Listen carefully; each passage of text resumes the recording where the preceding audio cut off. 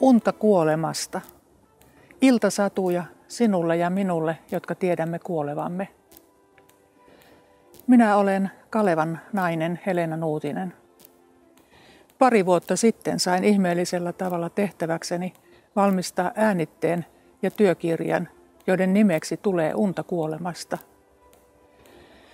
Sen tavoitteena on rauhoittaa sellaista ihmistä, joka tietää kuolevansa, tai hänen läheistään, tai ketä tahansa meistä, jotka tiedämme kuolevamme.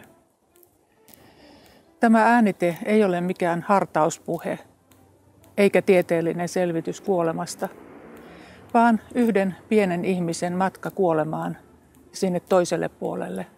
Se on minun matkani. Ja koska se matka on meillä kaikilla erilainen, halusin tehdä myöskin työkirjan, jota kirjoittaessaan jokainen voi pohdiskella omaa suhtautumistaan, omaan elämäänsä ja omaan kuolemaansa. Kuoleman välttämättömyys ja väistämättömyys opettaa elämään. Se näyttää, mitä on syytä pyytää anteeksi, mitä on syytä antaa anteeksi ja mikä elämässä on ollut kaikkein merkityksellisintä. Sitä merkityksellisyyttä me kaikki elämäämme kaipaamme. Noin vuosi sitten nämä tekstit olivat valmiit ja aivan pian sen jälkeen sain kuulla, että sairastan itse rintasyöpää. Nyt ovat raskaat hoidot takanapäin ja elämä jatkuu ainakin jonkin aikaa. Kukaan ei tiedä jäljellä olevien päiviensä määrää.